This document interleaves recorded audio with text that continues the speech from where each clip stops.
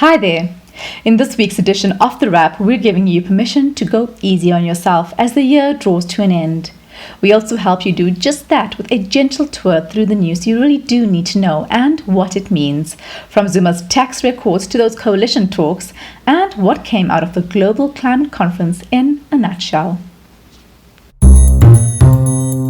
It's time for your weekly wrap of this week's top stories, brought to you by explain.co.za. Simple news summaries for busy people. Our take. Feeling a little exhausted? You're not the only one. We wanted to start this wrap by telling you that it's okay if you're tired and maybe you need to start your holiday a little earlier this year. 2020 was a shock to our system, what with the lockdowns and a once-in-a-generation pandemic. But 2021 was arguably worse as the pandemic dragged into its second year and we had to deal with all kinds of loss economically and personally. You may have lost loved ones and your job. We've all lost our ability to connect freely. Even if you got off lightly, the changes wrought in the last 2 years will have taken a dramatic psychological toll. Consider the statistic. The number of people reporting symptoms of anxiety or depression in the US nearly quadrupled over a single year after COVID hit. More than 42% of people surveyed by the US Census Bureau in December 2020 reported symptoms, up from 11% the previous year. It would be similar or worse for us here in South Africa. Locally, the October 2021 Salary and Wage Movement survey showed that the leading reason an employee left employment between April and October this year was resignation. 60% of people who left their jobs resigned. This reflects international trends. People are burning out after being asked to do more and more, often for less pay, and are simply resigning even if they need the money. You would imagine that layoffs would be a more prominent reason for leaving, but the fact that it's resignations shows you that people would rather resign than be burnt out or exploited any further. We hope that this gives you permission to go easy on yourself. If you need to keep working, try to simplify other areas of your life and don't feel guilty about saying no a little more often. If superstar athletes like Naomi Osaka and Simone Biles can step away from huge sporting events and opportunities to tend to their mental health, so can you. The big story. A major court judgment this week has set the cats among the pigeons over the issue of taxpayer privacy. It all centers on our dear former president because, of course, it does. As News 24 put it yesterday, 8 years' worth of former President Jacob Zuma's tax records could be in the hands of journalists within the next 10 days, after the Pretoria High Court ordered SARS to hand them over in the public interest. Now, the handover probably won't happen so soon, if at all. SARS has battled intensely for years to keep Zuma's tax records under wraps. And they say it's not because of who he is, and given the battle between his faction and SARS previously, we kind of believe them, but it's because of, quote, the far-reaching implications the disclosure of taxpayer information could have on its ability to collect revenue, close quote. Now, the application was brought by journalists from the Financial Mail and investigative outlet Amabungani. They want to know what Zuma's been doing with his tax, or more likely, what he's not been doing, whereas SARS is saying if they allow one taxpayer's information out, others will be afraid that theirs will also be out in the public one day and might not disclose everything. This is a test of how much information should be made freely available as per our Promotion of Access to Information Act, which is used by the media and general public to access state information from any state entity.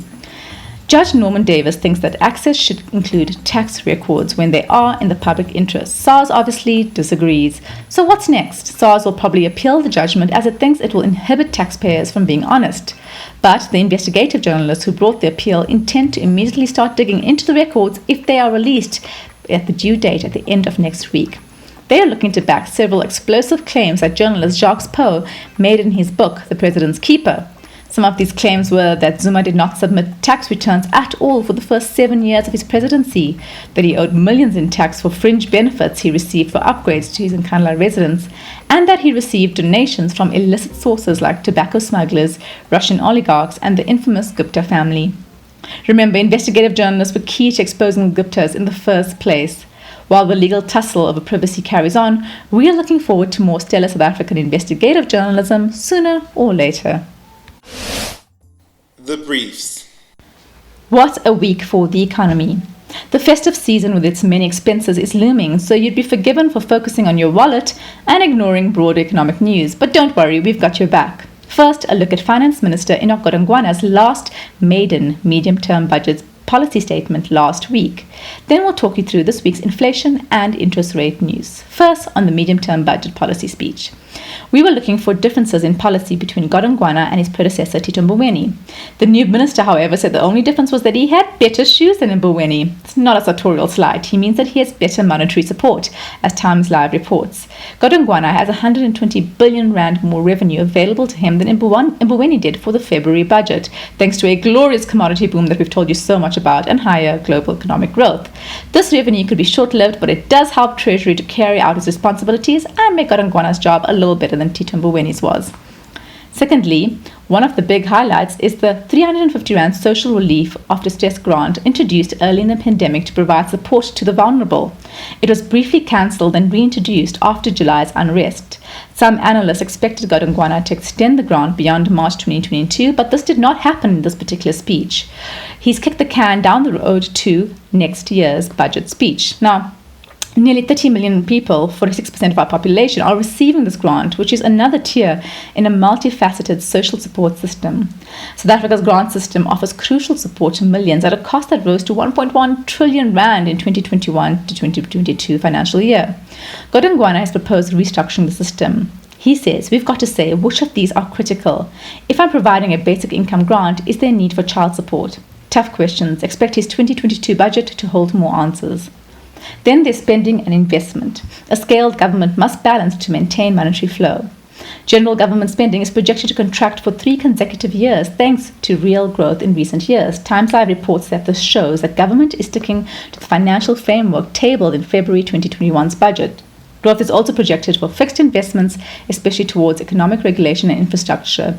This all appears to be in line with government's plans to move towards investing and away from spending, which is great news. It was a solid first MTBPS for Godongwana. He's a capable finance minister and has the clout to push through many reforms.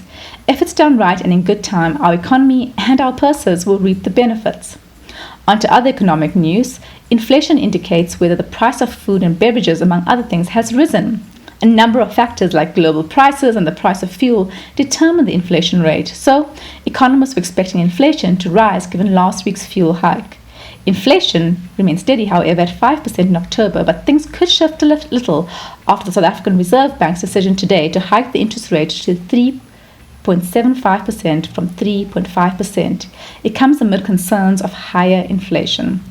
Speaking of which, the local currency has not recorded much change, hovering around 15 Rand 40 cents to about 15 Rand 65 cents to the dollar over the week. This is something to keep an eye on, especially if you're planning an overseas trip. The stronger the rand, the less you'll fork out for an international journey. Trying to keep track of coalition negotiations is dizzying. The DA will work with Action SA but not the EFF. Action SA thought about working with the EFF but is not so into it anymore. And no one seems to want to work with the ANC apart from the Patriotic Alliance and maybe the IFP. As we told you last week, following the recent local government elections that delivered shock losses to the big parties, more than a quarter of our municipalities are what they call hung. This means that no single party received a majority. This has led to all sorts of talks and horse trading along the lines of, I'll support you to rule in this big city if you support me to run a bunch of small towns. We keep hearing little updates from various party insiders on and off the record, but nothing is clear yet. The biggest development so far is reports that the PA, which is the Patriotic Alliance and was founded by gangster turned businessman Gayton McKenzie, has pulled out of opposition talks with the DA and other smaller parties and is now working with the ANC. That's because the ANC is giving Gayton and co the government positions the DA refused. Without the PA's 8 seats in the city of Joburg, the DA can't pull together a coalition of opposition parties to take the city, so the ANC will probably hang on to it with the PA's help. As political journalist Natasha Marion puts it, Mackenzie's is a self-described coloured nationalist, and the party's focus on coloured voters is helping it amid the rising tide of nationalist politics in South Africa's communities.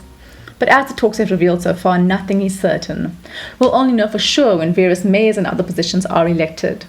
But parties are running out of time to find a common cause. They have until November 23rd, that's Tuesday, to form governments. After that, any hung municipalities is placed under provincial administration, setting the stage for an election rerun. That would probably favour the ANC, so parties need to be careful and get their act together. Miss South Africa Lalela Mswane is not budging from her decision to attend the Miss Universe pageant that will be hosted in Israel next month. It's getting more than a little awkward now. The South African government has withdrawn its support from Mswane. To recap, several pro-Palestinian organizations have called on Mswane and the Miss South Africa organization to withdraw and boycott the pageant as a statement against the country, labeled by the United Nations as an apartheid state for its treatment of the Palestinian people. The South African government has made its support for Palestine very clear in the past and has called the pageant the upcoming apartheid Israel-hosted Miss Universe. It says Israel's illegal occupation of Palestinian land and its gross violation of Palestinians' rights is reason enough for Mswane and the Miss South African organization to withdraw from the contest. The organization insists it's not political and is going ahead anyway. This would not be the first cultural boycott against a beauty pageant. Apartheid South Africa was excoriated in 1956 for creating Miss South Africa as a whites-only pageant. In the 1970s, several countries withdrew from a Miss World contest to protest South Africa's participation in the contest. The country's racist policy subsequently saw it banned from Miss World for 13 years. We're looking for the same energy against Israel. Apartheid was not okay in South Africa, and it's not okay anywhere else. Please do better, Lalela. Now for some sports news. Many of us have that one person who lives rent-free in our heads, the ex who broke your heart, or the teacher who said you'd never amount to anything. For World Rugby, the sport's governing body, South Africa's Springboks are that person. A reminder, the Boks are reigning World Cup champions. In August, we beat longtime rivals, the British and Irish Lions, in a test series on home soil and bagged a rare win against the world's second best team, New Zealand. But despite all this, we're constantly vilified in international press. Coach Jacques Lineba's team announcement on Tuesday ahead of Saturday's game against England was overshadowed by news that not a single Springbok, or incidentally any All Black, was nominated as World Rugby's Player of the Year. This is insane. Analysts, pundits and fans, many of them from elsewhere in the world, decried the absence of, amongst others, our inspirational captain, Siya Kolisi, from the list. The organisation spat with former Springbok coach and current director of rugby, Rassie Erasmus, also reached a crescendo this week. Erasmus has been banned from all rugby for 2 months and can't take part in any matchday activities, including coaching, contact with match officials and media engagements until the 30th of September, News 24 reported late yesterday. That's 30th of September next year. The sanctions are related to a video we've told you about previously. Rassie Erasmus released this after the British and Irish Lions series, in which he criticised some very crazy refereeing decisions. Erasmus and South Africa Rugby's are planning to appeal the charges against him. As Mariah Carey would have it, why is World Rugby so obsessed with Rassie? Free up some space in your heads, guys, and let our man go. Meanwhile, South Africa's soccer fans' hearts were shattered by a bizarre piece of officiating in Bafana Bafana's do-or-die World Cup qualifier against Ghana on Sunday. South Africa was penalised for a tackle in the penalty box that looked like it was done by a ghost. The resulting penalty handed Ghana a 1-0 win against us in the last dying minutes of the game. Now, SAFA boss Danny Jordan went as far as accusing Senegalese referee Maguette Ndaye of match manipulation. Fighting words, and the association has backed them up by lodging an official complaint with the World Soccer's governing body, FIFA. It hopes FIFA will order that the match be replayed, giving Bafana another shot at qualifying for next year's tournament in Qatar. We're crossing our fingers for a fair outcome. On to your final story. Centuries of colonialism robbed Africa of many things, priceless artifacts and artworks among them. In recent years, there have been growing calls for European countries to return said artifacts, and this week, Benin scored a huge victory. In 2016, the West African nation, formerly a French territory, demanded that some of its treasures from the Kingdom of Dahomey be repatriated. The artifacts were stolen by French troops between 1892 and 1894 and are held at a museum in Paris. On Tuesday, France's president hosted his Beninese counterpart for a ceremony to return 26 of the pieces. The Benin bronzes are another famous example of colonial art theft. Thousands of these exquisite metal artworks once decorated the royal palace of the Kingdom of Benin in what is now Nigeria. Most were stolen by British forces in the late 1800s as they consolidated imperial control of the area. Maddeningly, Europeans were shocked that people supposedly so primitive and savage as Africans could create such complex objects and work with metal. Some even suggested Beninese knowledge of metallurgy came from Portuguese traders, but many of the dramatic sculptures date to the 13th century, hundreds of years before Europeans arrived in the area. Now, according to reports, thousands of these bronzes are being held in museums across the US and Europe. Nigeria has pushed for about 1,000 Benin bronzes to be returned from Germany. In September, Berlin agreed to give back hundreds, starting next July. Other institutions are holding out, however. The British Museum, which has the largest collection, refuses to return any of its bronzes. It argues that its foreign artifacts, including the Elgin marbles taken from the Parthenon in Athens, are best housed there, AFP reports. It seems some countries' colonial mindsets can't be shifted. We hope you enjoyed this news summary. Go to explain.co.za to subscribe for more.